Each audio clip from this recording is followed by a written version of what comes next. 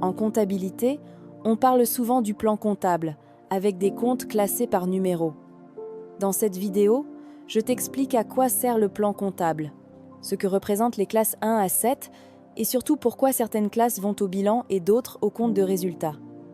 Le plan comptable, c'est quoi? C'est une liste organisée de tous les comptes utilisés en comptabilité. Chaque compte est classé dans une catégorie appelée classe comptable, numérotée de 1 à 7.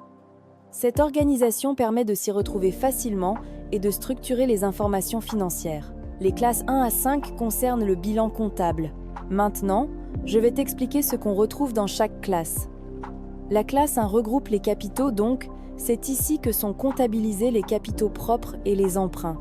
La classe 2 liste l'ensemble des immobilisations comme le matériel ou le bâtiment de l'entreprise.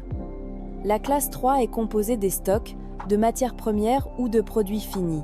Dans la classe 4, on va retrouver tous les comptes avec lesquels l'entreprise a des relations financières, par exemple les clients, les fournisseurs, mais aussi l'État. La classe 5 rassemble tous les comptes de trésorerie, donc la banque et la caisse. Les classes 1 à 5 apparaissent au bilan car elles représentent ce que l'entreprise possède et comment elle se finance. Pour ce qui est des classes 6 et 7, celles-ci permettent de calculer le compte de résultat.